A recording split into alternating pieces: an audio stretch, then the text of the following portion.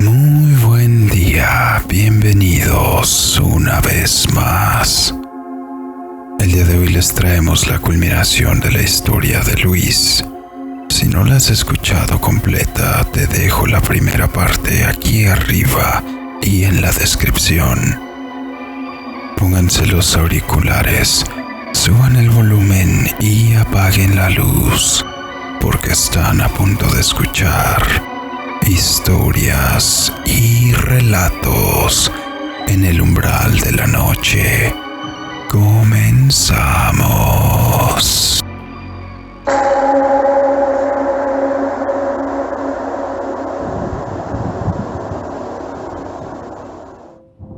Lo que vino los días siguientes me dejó igualmente intranquilo, pues no le encontraba una forma lógica de explicarlo. Aun cuando la noche anterior me había encontrado con una gran sombra frente a la puerta de la entrada, y la cual no tenía un razonamiento lógico para estar ahí, intenté decirme a mí mismo que probablemente solamente había sido un caso aislado, que difícilmente tendría algo que ver con la discusión con la abuela. Insistía bastante en tratar de creérmelo. En el fondo, quería pensar que mi orgullo podía sobrellevar el asunto sin que pasara a mayores. No pude estar más equivocado. Me aislé lo más que pude de la abuela. La notaba triste desde la discusión, pero de mi parte no tenía una intención por disculparme, pues desde mi pensamiento de adolescente imberbe pensé que defender mi idea resultaría en lo más congruente. Llegaba a la casa después de la escuela e inmediatamente salía a la calle con mis amigos, o simplemente para no tener que ver a la abuela, me iba de ahí. Aún así, todas las noches mi madre se me acercaba para tratar de hacerme entrar en razón, pero mi orgullo podía más en ese entonces, por lo que mantuve mi postura. Todas las noches escuchaba a través de la pared cómo mi abuela se encomendaba a las ánimas del purgatorio, pidiendo que me ayudaran a entrar en razón, o que de alguna manera pudieran ayudarme a que me encontrara con el camino del bien. Me costaba mucho trabajo mantener el sueño continuo, ya que en algún punto de la mitad de la noche, toda la sala se tornaba bastante pesada. Me llenaban el cuerpo de una intranquilidad que se podía sentir en el ambiente, a tal grado que despertaba agitado y sudando frío, lleno de temor. Un temor que canalizaba todo mi cuerpo. De pronto todo venía de nuevo a mí. Era como si la mirada penetrante del hombre de negro que había visto unos días atrás de alguna manera llegaba a la sala y me veía fijamente, lo que me obligaba a despertar. Poco a poco las cosas empezaron a incrementar la intensidad, pues no solo se sentía esa intranquilidad durante la noche, pues empezaron a pasar cosas también durante el día. Específicamente un fin de semana, cuando mi abuela, mi madre y mi hermano salieron de la ciudad a la playa con una de mis tías que también vivía en la ciudad. Yo me quedé, pues estaba trabajando los fines de semana, y en ese en específico el patrón no me dio permiso para faltar. Asimismo que seguía con mi plan de orgullo, por lo que no le dirigía la palabra a la abuela, así que igualmente tampoco era que hubiera querido ir. La cosa se puso extraña cuando regresé de trabajar el domingo por la tarde. Cuando llegué a la casa, el sol aún iluminaba con gran intensidad por la temporada del año en la que estábamos. Llegué tan cansado que cerré la puerta atrás de mí y me dejé caer en el sillón, donde normalmente había estado durmiendo los últimos días. Respiré profundamente y miré hacia el techo pensando si sería prudente salir a pasear con mis amigos o simplemente quedarme a descansar. No llevaba ni siquiera 10 minutos descansando, contemplando el techo, cuando un viento helado recorrió por toda la habitación, haciendo que se me erizaran los vellos del cuerpo. Sobre todo, porque tanto la puerta como las ventanas que podrían haber permitido el paso del viento estaban completamente cerrados. De inmediato el ambiente se tornó denso y pesado. La intranquilidad empezó a invadirme. Por el rabillo del ojo noté que había movimiento en el cuarto contiguo, que era donde normalmente dormíamos mi hermano y yo. Era como si alguien se estuviera moviendo sobre una de las camas. Mi intuición me decía que tenía que voltear para saber qué es lo que estaba en el cuarto. sobre todo cuando no había nadie más en la casa, pero mi cuerpo no respondía. Estaba completamente paralizado.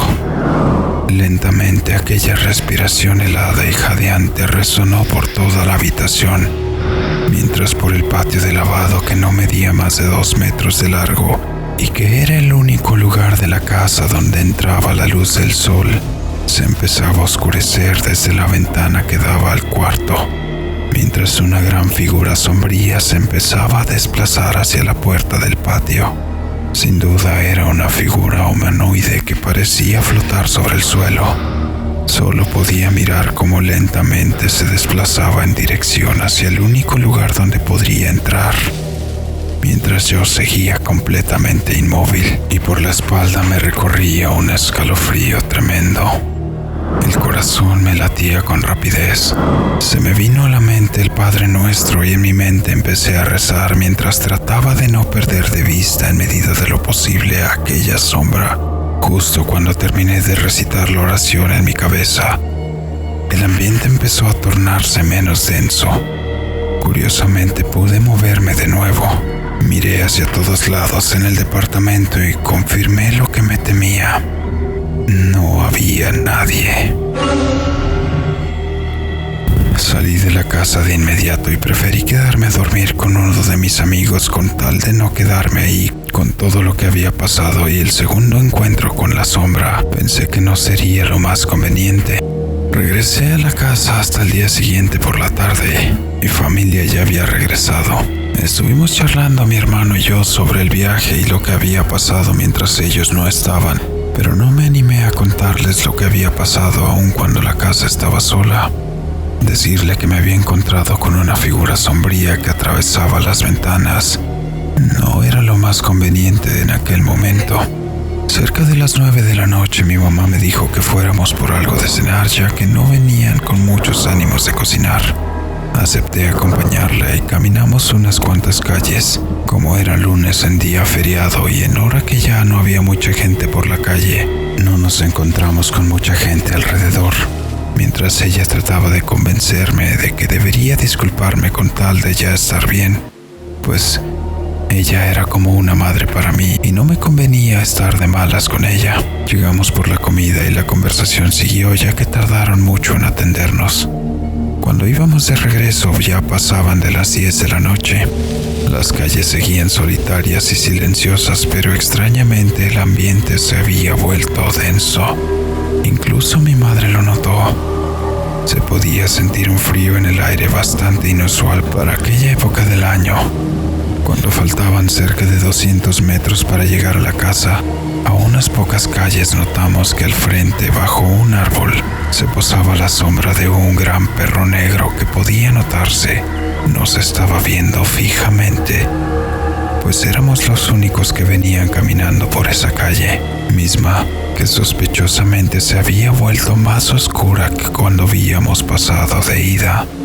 Aquel extraño animal me provocaba una gran inquietud y temor bastante similar a la que el hombre de negro me había provocado, pero la de este animal era mucho más intensa. Mientras más nos acercábamos, más detalles se podían percibir. Del hocico le brotaba un vapor blanco y se podían escuchar sus gruñidos a por lo menos 30 metros de distancia.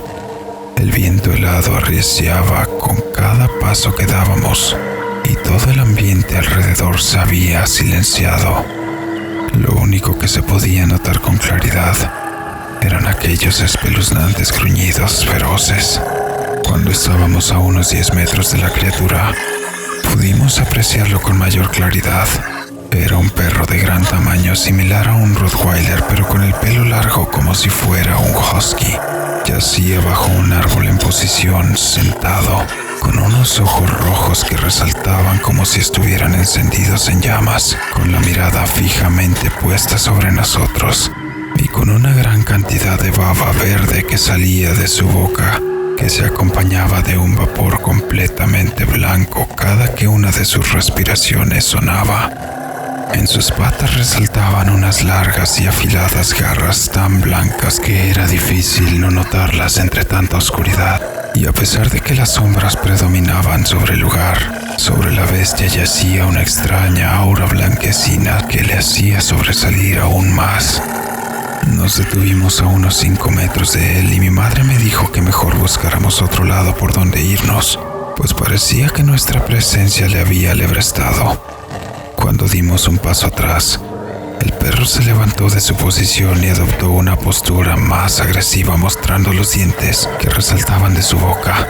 Ahora se veía con más claridad, pues parecía que en gran parte de esa piel de la boca se había corroído. Parecía como si hubiera estado quemada. Di un paso al frente de mi madre y tomé una postura defensiva en caso de que el perro quisiera acercarse. El ambiente alrededor de nosotros seguía en silencio y aunque nos golpeaban ráfagas heladas que nos erizaban la piel, lo único que seguía escuchándose eran aquellos feroces gruñidos del animal. ¿Ves lo que pasa?, dijo mi mamá. A lo mejor es porque no estás en paz con tu abuela. En ese punto de la conversación que habíamos tenido al respecto, yo ya había considerado seriamente disculparme, sobre todo por la actitud que había tomado, pero no le comenté nada al respecto.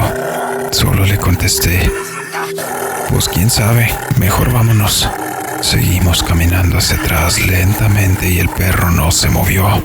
Sin embargo, mantenía una posición de ataque. Para nuestra buena suerte, no se abalanzó sobre nosotros. Al llegar a casa hablé con mi abuela. Todo lo que había pasado de alguna manera había tomado algún sentido al respecto. Sus oraciones a las ánimas del purgatorio podrían haberse hecho presente de alguna manera para que yo recapacitara. Me disculpé y nos reconciliamos. Las visitas sombrías durante las noches cesaron por un tiempo, pero de vez en cuando, alguna que otra vuelve a la casa, pues mi abuela siguió encomendándose bastante seguido a las ánimas del purgatorio. Incluso en ocasiones les encendía una veladora, lo que hacía que probablemente se atrajeran a la luz. Sin embargo, estas nuevas visitas no traían consigo la vibra negativa que sí atraían el hombre de negro y la sombra que no me dejaba tener un buen sueño. Probablemente no me creerán, pero viéndolo en retrospectiva estoy seguro que la devoción fanática de mi abuela hacia las ánimas de alguna manera provocó que yo tuviera encuentros con energías oscuras. Gracias por leerme.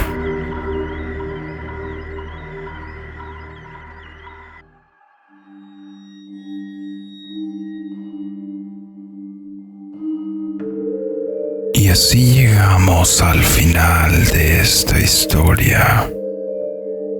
Como habíamos comentado anteriormente, son curiosas las repercusiones que se pueden llegar a tener por seguir una devoción tan fanática hacia ciertas entidades de energía que no comprendemos del todo. Déjame en los comentarios qué te pareció la historia de Luis. Si has pasado por alguna situación similar o simplemente sobre qué temática te gustaría escuchar los siguientes relatos.